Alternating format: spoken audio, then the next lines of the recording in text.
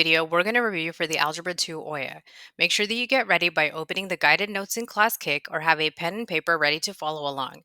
You'll also need the Desmos graphing and matrix calculators open. As you watch this video, we'll review the important topics that are covered on the EOYA. Make sure to pause the video to work on the practice problems before watching the solution. When you're done working through this review, you can use your notes and calculators to complete the practice test that's posted in the course. When you're done with the practice test, make sure that you review your results and understand any problems that you missed. After you've done reviewing and taking the practice test, you can go ahead and take the EOYA. Remember, on the EOYA, you can use your notes, calculators, and the resources that are posted in the course when you take the test. So in this review, there are 12 sections because we're going to go through the important topics from this entire year that are covered on the EOYA. So each section will have a quick review of the topic, and then it'll be followed by a few practice problems. So let's start off with absolute value equations. Remember, when we're working on absolute value equations, you always want to make sure that the absolute value is isolated and that it's equal to a positive constant. So if you have this already isolated and equal to a positive constant, you can drop the absolute value and write it as two separate equations. So you can write it as equal to the positive value of the constant and equal to the negative value of the constant. So this will give you two linear equations that you can then solve using inverse operations. Remember, after you get your solutions, you want to always plug back into the original equation that has the absolute value in it to make sure that both of your solutions are valid. All this equation, we're going to write this as x plus 8 is equal to 24 and x plus 8 is equal to negative 24. So now I'm going to solve this left equation. I can isolate x by subtracting 8 from both sides. So that's going to give me x equals 16. On this equation, and once again, I'm going to subtract 8 from both sides. And when I do that, I'm going to get x is equal to negative 32. Topic that's on your EOYA will be solving quadratic equations. You want to make sure your equation is in standard form, ax squared plus bx plus c is equal to 0, and then choose your favorite method to solve. Graphing is going to be the quickest method of solving because all you're going to do is type the equation into Desmos and look for the x-intercepts. The x-coordinates of the x-intercepts will tell you the solutions. The other method you could use is the quadratic formula. You're going to take the values of a, b, and c from the quadratic equation and plug them into this formula here. X equals negative b plus or minus the square root of b squared minus 4ac over 2a, and then simplify to determine the solutions. The other method you could use is factoring. You'll factor the expression and then set each factor equal to 0 and solve for x. So here I have an example of how this quadratic is solved by graphing. If we were going to figure out the solutions to x squared plus x minus 6 equals 0, we could graph x squared plus x minus 6, and then you can see here it has two x-intercepts at negative 3, 0, and 2, 0. So that tells me that x equals negative 3 and x equals 2 are the solutions to this equation. You can pause the video and try doing this example. So if I was doing this problem and if I was going to solve by graphing, I would go ahead and type x squared plus 2x minus 15 into Desmos. And you can see here we have two x-intercepts at negative 5, 0, and 3, 0. So that means that x equals negative 5 and x equals 3 are the solutions to this quadratic equation. To solve this by factoring, remember I would need two numbers that multiply to negative 15, but they would need to add to positive 2. So since 15 is negative, I know I need a positive and negative factor, and since they add to 2, I'm going to make all my bigger factors positive. Remember, I can use Desmos to give me the list of numbers that's going to multiply to 15. I just do 15 over x, and then I click Table. If I keep hitting Enter, I can see all the combinations of numbers that will multiply to 15. So I have 1 and 15, and I have 3 and 5. If I adjust the signs, I can see the correct combination is negative 3 and 5. Remember, if you're doing this method, you're going to write them as factors, x minus 3 times x plus 5, and then set that equal to 0. And then remember, you have to set each factor equal to 0 and then solve for x in order to find the solutions. So if we have x minus 3 equals 0, I can add 3 to both sides. And that's going to give me x equals 3. If x plus 5 equals 0, I can subtract 5 from both sides. And that gives me x equals negative 5. So either method you use, you're going to get the same solutions to this equation. The topic that's on your EOYA is going to be radical expressions and equations.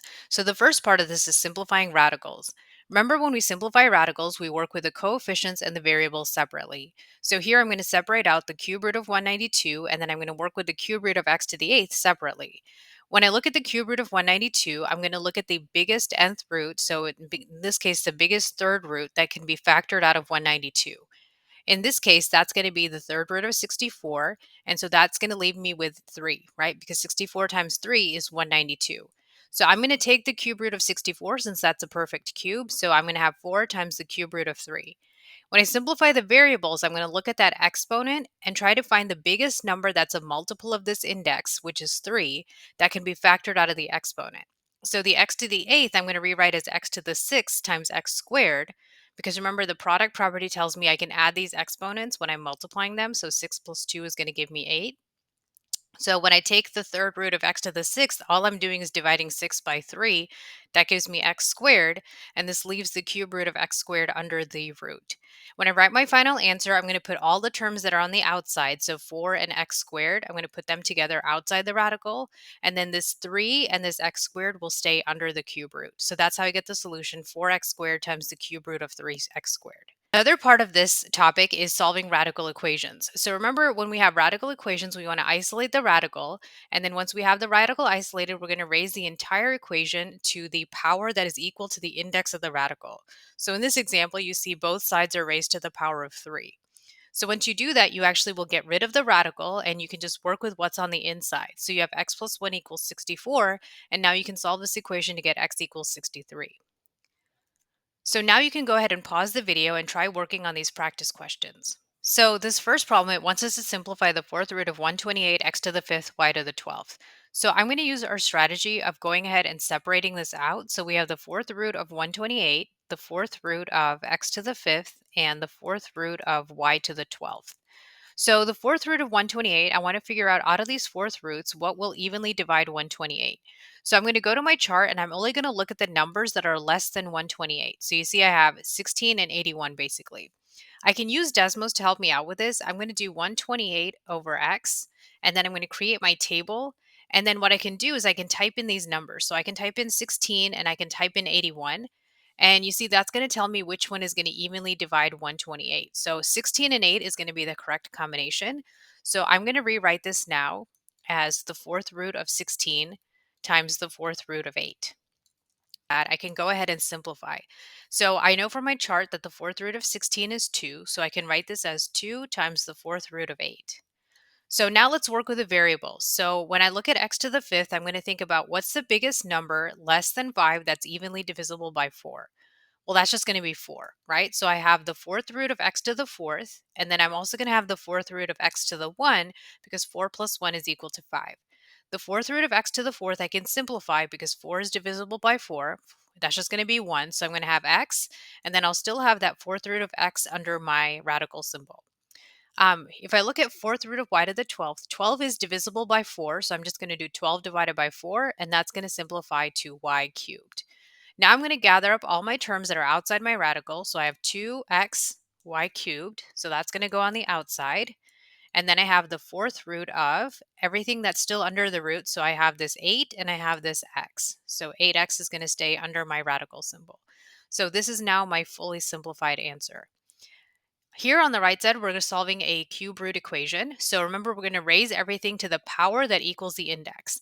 In this case, the index is 3, so I'm going to raise both sides to the third power. So that's going to give me x plus 5 is equal to 8 to the third. So 8 to the third is 512. You can use your calculator to help you out with that. Now I just need to go ahead and subtract 5 from both sides. So when I subtract 5 from both sides, that's going to give me x is equal to 507, which is the solution to this problem. So the next topic that's on your EOYA is polynomials and factoring. So from the polynomials unit, we need to remember how to add polynomials. Remember, when you're adding polynomials, you want to rewrite both polynomials so they're in standard form, so going from highest degree to lowest degree. So you can see these two polynomials here. The square term comes first, then we have the x term, and then we have the constants. Then you'll identify the like terms. So here they're color coded, so you can see the like terms are all the same color. And then you combine the like terms by combining the coefficients. So when I put 3x squared and 5x squared together, I get 3 plus 5, so 8, and then x squared. Negative 4 and 2 gives me negative 2, and then I keep the x. And then 5 minus 7 is just going to give me minus 2. You need to know how to factor polynomials. So the quickest way to factor a polynomial is to graph the polynomial in Desmos and identify the x-intercepts. Once you've identified the x-intercepts, the x-coordinate of each intercept will represent a root of the polynomial, which we can call r. So then you'll write the factors as x minus r. So here you can see if we graph this polynomial, we have the three x-intercepts at negative 3, 0, negative 1, 0, and 2, 0. So what we're going to do is write these as x minus r. So we have x minus negative 3, but remember that minus negative turns into a plus.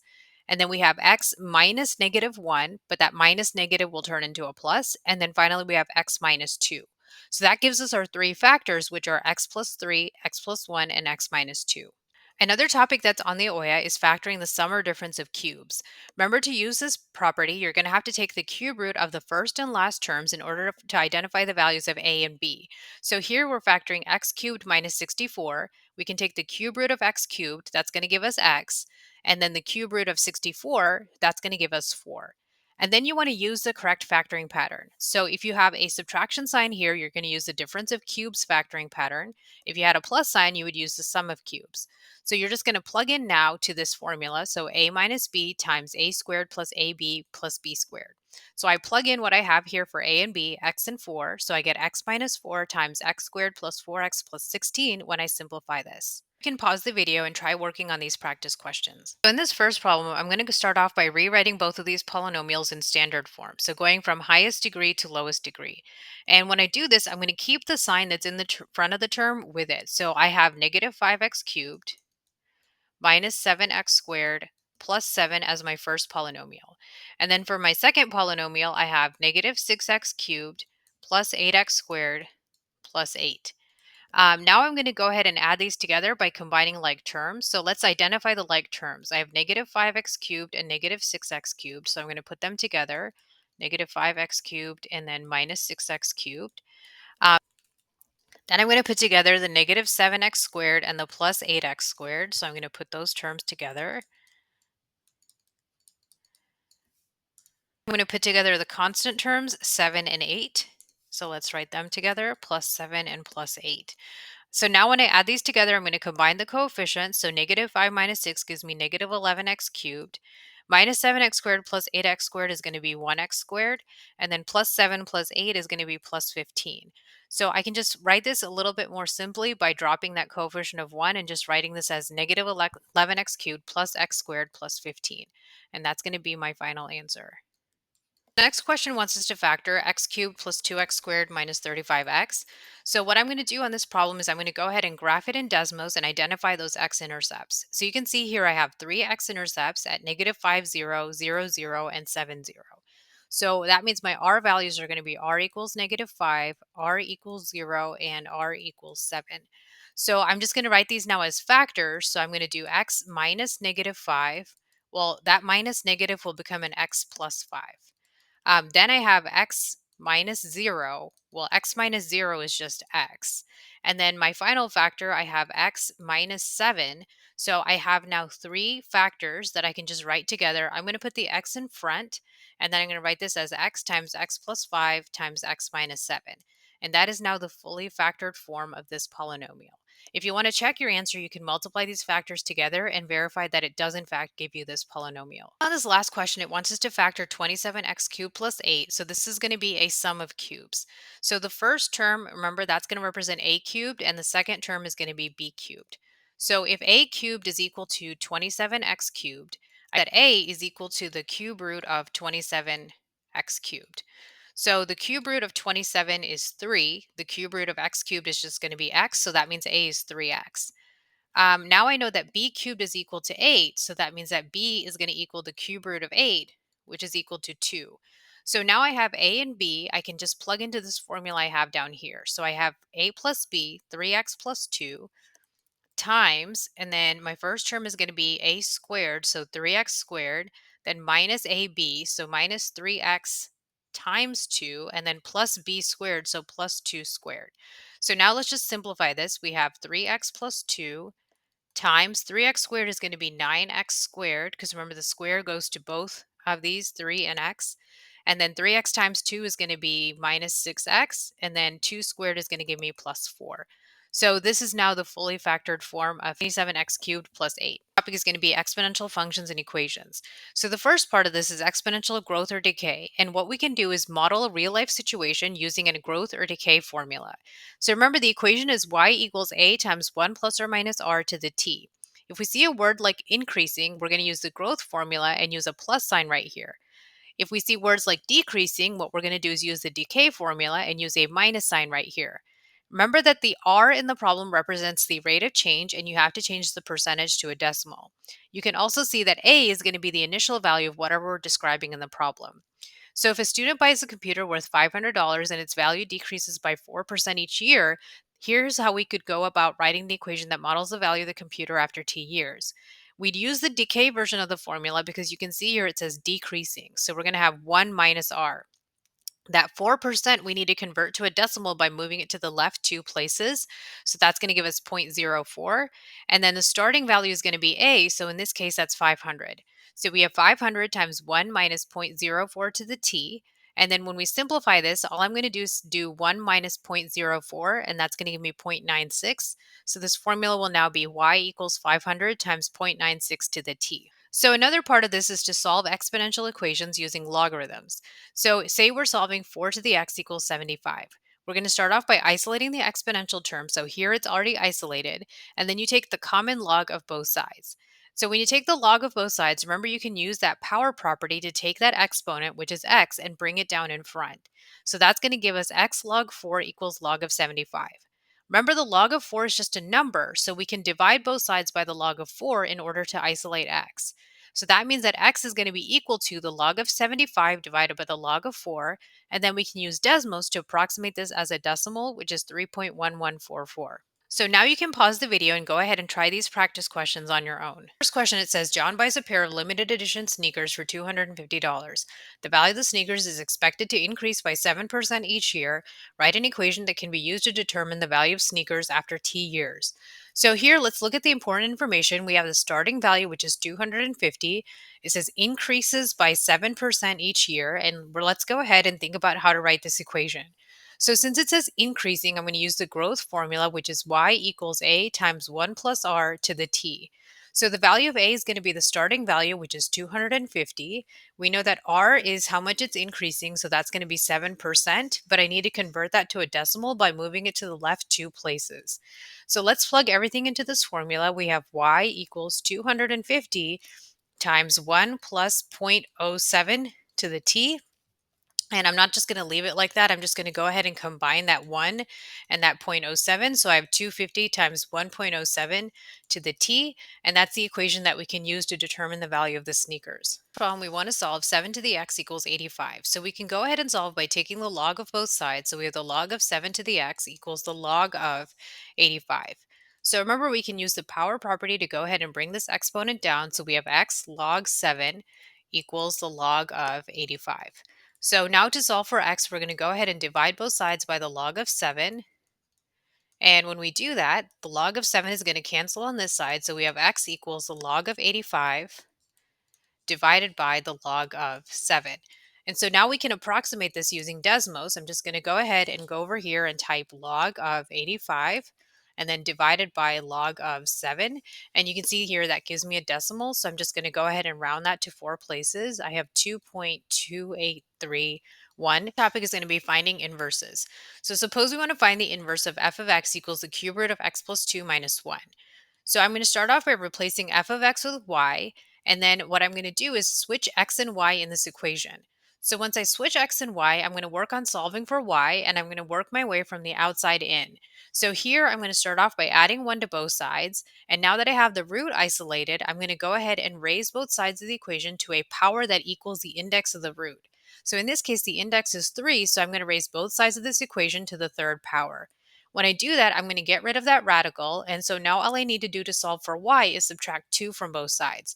Remember, when you subtract that 2, that has to stay outside that power because you subtracted 2 after raising both sides to the third power. Now when you have y isolated, you can go ahead and replace y with inverse function notation. So remember, sometimes you'll have to work with domain restrictions when you're working with inverses.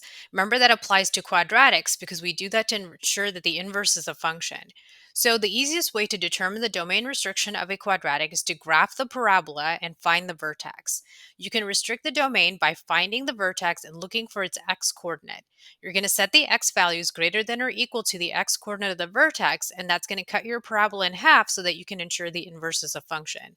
So for x plus 2 squared, you can see the vertex is at -2, 0. So we're going to say the domain restriction is x is greater than or equal to -2. You can go ahead and pause the video and try working on this practice question. Now let's find the inverse of f of x equals the square root of x minus 8. So I'm going to start off by replacing f of x with y, so we have y equals the square root of x minus 8. And then I'm going to switch x and y, so we have x equals the square root of y minus 8. So now I have a root that's isolated inside this equation, so I can undo it by raising both sides to a power that equals the index of the root. The index of the root, although it's not written, for a square root is 2. So I'm going to raise both sides of this equation to the second power, and so I'm going to get x squared equals, and then this square root and square are going to undo each other. So I have x squared equals y minus 8. Now to solve for y, I'm just going to go ahead and add 8 to both sides. So when I do that, I get x squared plus 8 is equal to y. Notice that this is a quadratic, so I want to ensure that I'm including my domain restrictions. So I'm going to go ahead and type this quadratic into Desmos. So I have x squared plus 8, and then you can see here the vertex is at 0, 8. So I'm going to add in a domain restriction that is x is greater than or equal to the x coordinate, which is 0. So when I write this using inverse function notation, I'm going to say the inverse is x squared plus 8, but I'm adding the restriction that x is greater than or equal to 0. Topic is domain and range. Domain is all possible x values of a function, and it's written by determining the endpoints going from left to right of a function. Range is all possible y values, and it's written by determining the endpoints going from the bottom to the top of the function. Whenever you see a filled in circle, you're going to use a square bracket to describe that endpoint. And whenever you see an open circle, you're going to use open parentheses to describe that endpoint. So if we're writing the domain of this function graphed here, you can see the leftmost endpoint is at -4 and the rightmost endpoint is at 1. We have a filled in circle at -4, so we use a square bracket at -4. And then we have an open circle at 1, so we do open parentheses at 1. The range, you can see the bottom value is going to be at -2, where I have a filled in circle, so square bracket at -2. The top value is at 1. I have an open circle at 1, so I'm going to use open parentheses at 1. So now you can go ahead and pause the video and try doing this practice question. So to answer this question, let's start off with the domain. So to identify the domain, I'm going to find the leftmost point of this function, which is right here, and notice that's going to be at -1. I have a filled in circle here at -1, so I'm going to use a square bracket and write -1. Now I need to go to the rightmost endpoint. Notice the rightmost endpoint is here at 3. Notice at 3, I have an open circle, so I'm going to do 3 with an open parentheses. Now I need to find the range. The range is going to go from the bottom to the top. So if I look here, you can see the bottom is at -4, and I have an open circle at -4, so I'm going to do open parentheses at -4. Now I go to the top of my function. So you can see at the top of the function is here at +4. I have a filled in circle at 4, so I'm going to do a square bracket at 4. Our next topic is writing regressions in Desmos. Remember, to write a regression in Desmos, you're going to click the plus sign in the upper left corner and choose Table. Then you'll type the values from the problem into the table and click the Add Regression button that shows up on the left of your table. Then you'll choose the type of regression that you need from the drop-down menu. And remember, right here where it says equation, Desmos will give you the equation that you need. So now go ahead and try this practice question on your own. And use the data in this table to go ahead and write a linear regression equation like it tells us to in this problem. So I'm going to go ahead and go to Desmos, and I'm going to create a table, and then I'm going to type in all these values. You always want to double check and make sure that you've typed everything into the table correctly. And then you're going to click this Add Regression button and notice that linear regression is the default. So this equation that's right here is going to be the equation that I need. So I'm just going to go ahead and write that down, and I'm going to round the decimals. So I'm going to write this as y equals 0.42x plus 1.6. The next topic is rational expressions and equations. When we multiply rational expressions, remember you want to start off by factoring any numerator and denominator that can be factored. So here, if we look at this example, the only thing that can be factored is x squared plus 11x plus 18. That can be factored as x plus 2 times x plus 9. Once you have everything written in factored form, you're going to cancel any common factors that are on opposite sides of the fractions. So here we can cancel x plus 2 and x plus 2, and we can cancel x plus 9 and x plus 9. Then what you're going to do is multiply whatever's remaining in the numerator, and that's going to become your new numerator, and multiply whatever's remaining in the denominator, and that's going to become your denominator. So here we just have a 9 left in our numerator, and there's nothing left in the denominator, so that's just going to be 1. So 9 over 1 is going to simplify to our final answer, which is 9. To solve rational equations. Remember, when we're solving rational equations, we want to factor any denominator that can be factored. So if we look at this example here, we can factor the second denominator, x squared minus x minus 12, into x plus 3 times x minus 4. So then we want to determine the LCD. What we're going to do is we're going to take the factors from the denominators, but then don't write any repeated factors twice. So from this first denominator, I get a factor of x plus 3. From the second denominator, I have a factor of x plus 3, but I already have it written, so I don't need to write it again. And then I need this factor of x minus 4 here. So my LCD is just going to be x plus 3 times x minus 4. Then I'm going to multiply the entire equation by this LCD, and I'm going to be able to cancel any common factors. So the x plus 3 will cancel on the left side, and then on the right side, both x plus 3 and x minus 4 will cancel. So what that leaves me with on the left is 4 times x minus 4, and then on the right side, all I have left is 8. So that gives me the equation. Once I distribute, I get 4x minus 16 equals 8. And when I solve this equation, I get x equals 6. So now go ahead and pause the video and try the practice questions on the next two slides. In order to multiply these expressions together, I'm going to start off by factoring anything that can be factored. So I have an x squared minus 11x plus 30, and I'm going to go ahead and start off by factoring that. So I need two numbers that multiply to 30, but they're going to add to negative 11. So I'm going to start off by listing out the factors of 30 and thinking about the signs. So 30 is positive, so that means my factors need to have the same sign. Since 11 is negative, that means that same sign is going to be both negative. Now let's go to Desmos, and we can use Desmos to help us find the factors by typing 30 over x and then clicking the edit list and then creating a table. Remember to go to the x column and keep hitting enter until you get a list of all the factors. So we have 1 and 30, 2 and 15, 3 and 10, and 5 and 6. So I'm going to make all of these negative, and I need to figure out which pair is going to add up to negative 11. Well, that pair is going to be negative 5 and negative 6, so I can write this now in factored form as x minus 5 times x minus 6. So now I'm going to rewrite the original problem, except I'm going to replace that numerator with a factored form. So x minus 5 times x minus 6. And that's over x minus 6. And now I can cancel common factors. So I can cancel this x minus 5 and I can cancel x minus 6. So now all I have left in the numerator is x minus 3. And that's going to be over 1. And that's just going to simplify to x minus 3. Start off solving this equation, I'm going to factor any denominator that can be factored. So that means that I'm going to factor x squared plus 2x minus 8. That means I need two numbers that add to 2 and multiply to negative 8. So let's think about the factors of negative 8. Well, 8 is negative, so that means I need a positive and a negative factor. 2 is positive, so that means my bigger factor is going to need to be positive and my smaller factor is going to be negative. So now let's go to Desmos and figure out what numbers multiply to 8. So I'm going to do 8 over x, and then I'm just going to click this edit list and create a table and then go to the x values and keep hitting enter until I get my list of factors. So you can see here I have 1 and 8 and 2 and 4. So if I make the smaller factors negative, the correct combination that adds to 2 is negative 2 and 4. So I have x minus 2 times x plus 4.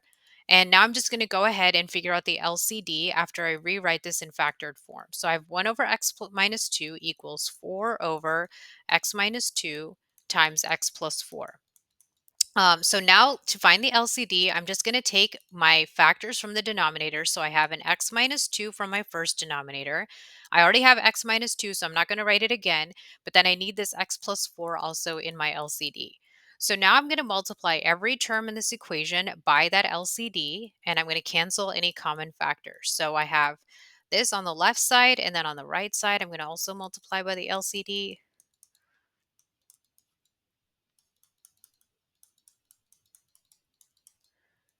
And so now I can see the common factors I have are x minus 2 that I can cancel here. And on the right side, I can cancel both x minus 2 and x plus 4. So that leaves me with 1 times x plus 4 on my left side. And then on the right side, I just have 4. So I can distribute it. I just get x plus 4, and that's equal to 4. And I can solve this equation now by subtracting 4 from both sides. And that's going to give me x is equal to 0. And so that's going to be the solution to this equation. The topic we have is systems of equations and inequalities.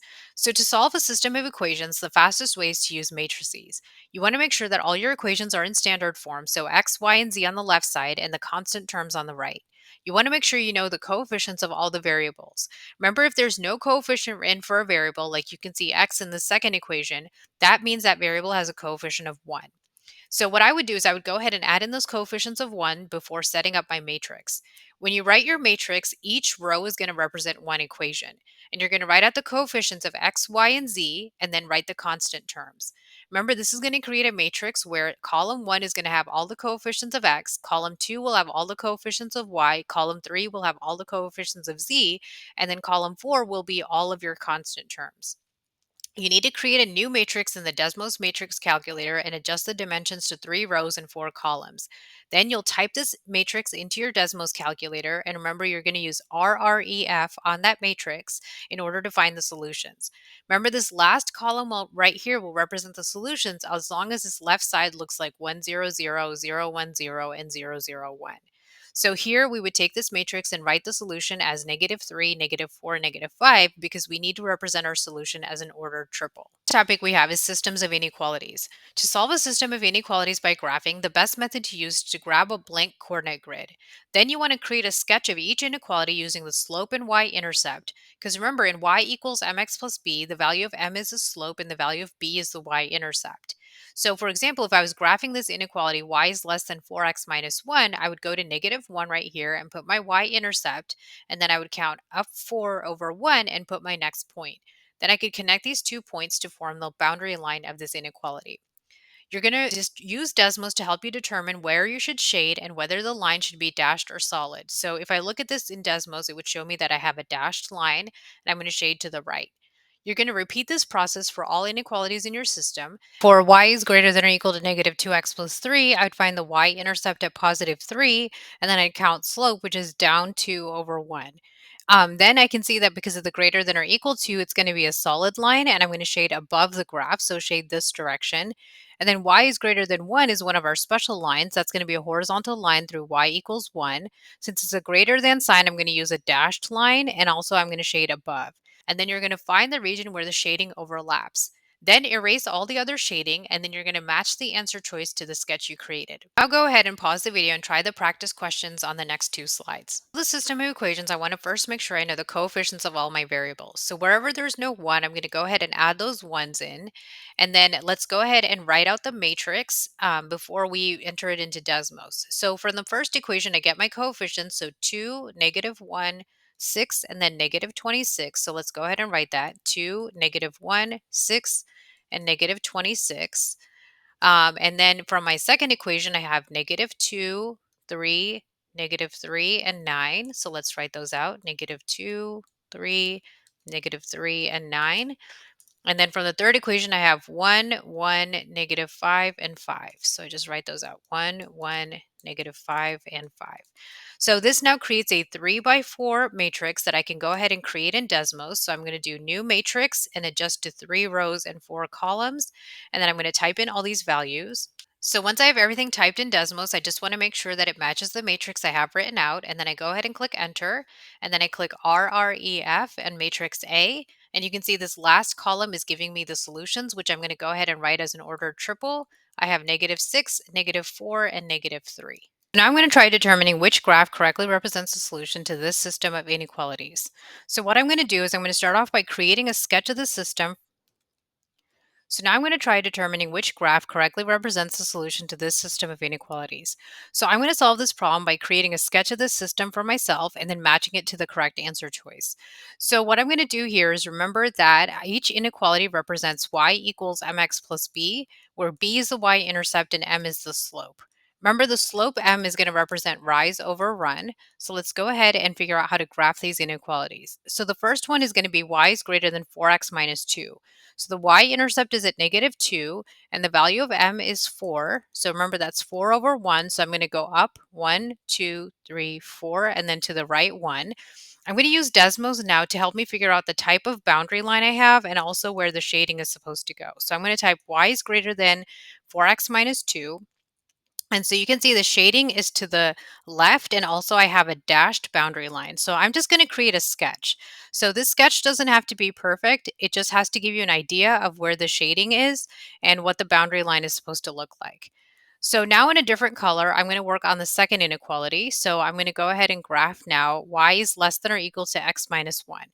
So the y-intercept is going to be at -1, and you can see that the slope here, well, that's the coefficient of x, that's going to be 1 over 1. So that means from this point, I'm going to go up 1, right 1, and then I'm going to connect the points with the kind of line that Desmos tells me to. So I'm going to go ahead and graph y is less than or equal to x minus 1. So you can see here I have a solid boundary line and the shading is like below that line. So I'm going to go ahead and connect these points. And then remember that the shading is going below. So the shading is going to be here. So I want to keep an eye on where the shading overlaps. So you can see it's going to be like this little region down here. But let's go ahead and determine the final solution by going ahead and graphing the third inequality. So I have y is less than -3. Remember that kind of inequality is going to be one of those special lines. It's going to be a horizontal line through -3. And let's go to Desmos and see what that inequality looks like. I have y is less than -3. So you can see here it's a dashed line and the shading is below it. So I'm going to go to -3 and create a dashed line.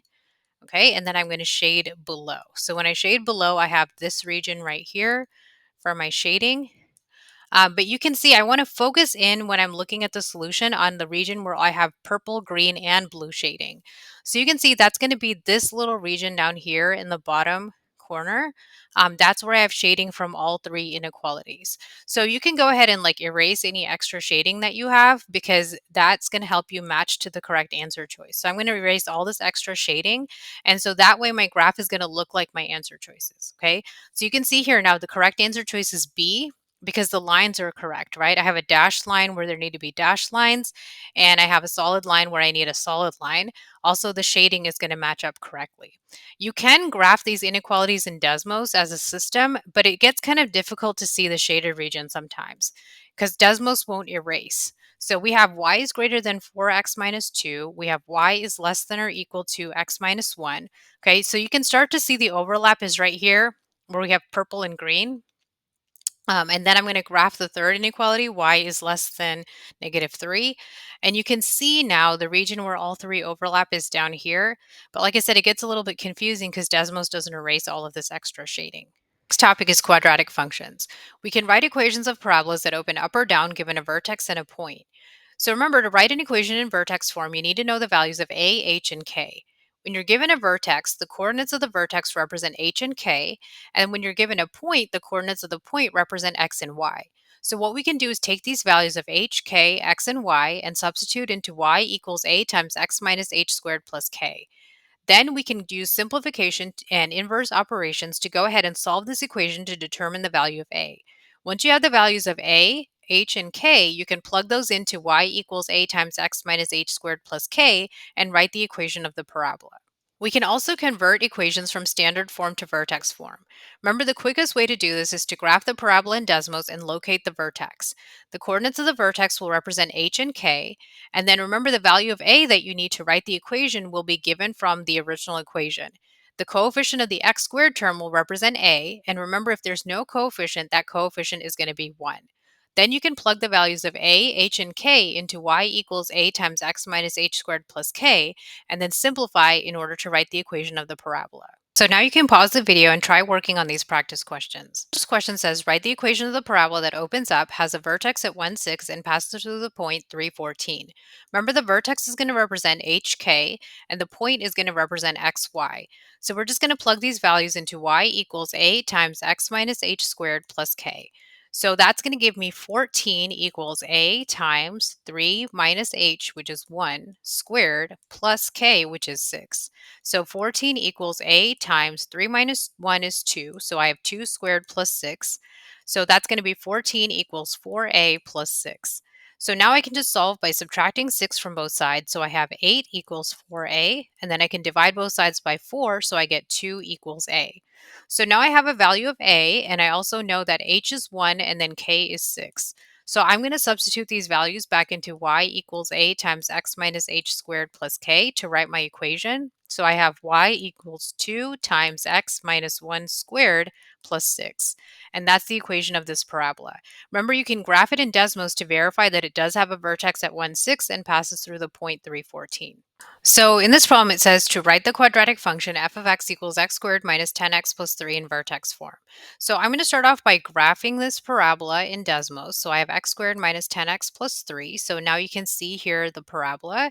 I'm going to scroll down so I can find the vertex. Remember, to write in vertex form, I need to know the values of a, h, and k. So I can click on this vertex in Desmos. Vertex is at 5, negative 22. So that means the value of h is 5 and k is negative 22. A is going to be the coefficient of x squared in the original equation. Well, since there's no coefficient, that's just going to be 1. So now I can plug all these values into y equals a times x minus h squared plus k. So that's going to be y equals 1 times x minus 5 squared plus negative 22. And let me just simplify this equation. I don't need that coefficient of 1. And I have x minus 5 squared plus negative becomes a minus. So I have x minus 5 squared minus 22. Last topic is graphing and transforming functions. Remember, when you're given an equation and asked to identify key features, always graph the equation in Desmos. Then you can identify features like the domain, range, and the intercepts. The domain is going to be all possible x values of a function. So if we want to find the domain of f of x equals the square root of 2x plus 1, we would graph it in Desmos, and you can see that the least x value is negative 0.5, and then it heads to the right. So we would say all x values greater than or equal to negative 0.5. The range is all possible y values, so you can see the lowest y value on this function is 0, and then it heads up from there. So we would say y is greater than or equal to 0. The nice thing about Desmos is that you can click on where the graph crosses the x and y axes to find the intercepts. The x-intercept is where the graph crosses the x-axis, and you can see here this one is going to be negative 0.50. The y-intercept is where the graph crosses the y-axis, and you can see for this graph it is at 0, 1. Another thing we can do is identify transformations. Remember to look for the values of a, b, h, and k to identify how a function has been transformed from the parent function.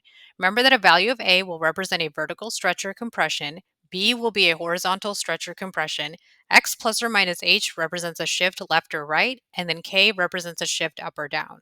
So if we're looking at the function g of x equals 2 times x plus 1 cubed and trying to identify how it's been transformed from f of x equals x cubed, we're going to identify the new values that have been added into this function. So you can see here there's a 2, and we also have an x plus 1 here. So the 2 represents the value of a, and since the absolute value of 2 is greater than 1, we can see from our chart that that's going to be a vertical stretch. X plus 1 represents a value of x plus h, and you can see from our graph that's going to be a shift left when we have x plus h. This graph is going to be vertically stretched and shifted to the left 1 unit. So now you can go ahead and try the practice questions that are on the next 2 slides. This first question says, what is the domain of square root of negative 3x plus 9? So I'm just going to go ahead and go to Desmos, and from the keypad, I can choose square root, and then I'm going to type in negative 3x plus 9. So now I need to look at this graph. So notice that the lowest x values actually head to the left forever, and actually the rightmost endpoint is going to be here at 3. So this graph is actually going to have a domain that is 3, but then all x values less than or equal to 3. So we would just say the domain is x less than or equal to 3. Now on the next question, let's try to find the y-intercept of this function. We have y equals 5 times 4 to the x. So we're just going to go ahead and type that function into Desmos. We have y equals 5 times 4 to the x. And remember, the y-intercept is going to be where that graph crosses the y-axis. You can just click on it in Desmos, and you can see that the y-intercept is going to be located at 0, 5. This first question says, what is the effect on the graph of the function when f of x equals the square root of x is transformed to g of x equals 1/4 square root of x? So you can see here the transformation is that 1/4. So from our chart, we know that if the absolute value of 1/4 is equal to 1/4, that value is going to be between 0 and 1. So that means this graph is going to be vertically compressed. Remember, you can graph the parent function and the transformed function in Desmos to verify this answer is correct. So you can see here from my graph that the black graph, which is transformed from the original, is flatter than the original, so that's a vertical compression. The question says, what is the effect on the graph of the function when f of x equals the cube root of x is transformed to g of x equals the cube root of x plus 4? So here we can see the transformation is at x plus 4, and if we look at our chart, that x plus 4, it tells us that that's going to be a shift left 4 units. Remember, you can always graph both functions in Desmos and see that in fact the blue transformed graph has been shifted to the left 4 units. Next question says, what is the effect on the graph of the function when the function f of x equals the absolute value of x is transformed to g of x equals the absolute value of x minus 7? So you can see that x minus 7 is the transformation that occurred, and our chart tells us that when we have that, we have a shift right 7 units. Remember, you can also graph both of these functions in Desmos and see that here that the purple transformed graph has been shifted to the right 7 units from the original parent function in green. Last question says, write an equation that represents a transformed function g of x formed by shifting f of x. So this last question says, write an equation that represents the transformed function g of x formed by shifting f of x equals 1 over x left 5 units. So from our chart, we can see that shift to the left 5 means we have x plus h. So that means that we're going to write x plus h as x plus 5 since we're going to the left 5 units. The transformed function is now going to be g of x equals 1 over x plus 5. If we graph both the parent function and the transformed function in Desmos, you can see the transformed function in red has been shifted to the left 5 units. That's everything that's in our EOYA review. Now you can use your notes and calculators to complete the practice test in the course and make sure that you review your results. Once you're ready, you can go ahead and take the real EOYA and make sure that you use your notes, calculators, and the other resources posted when you take the test.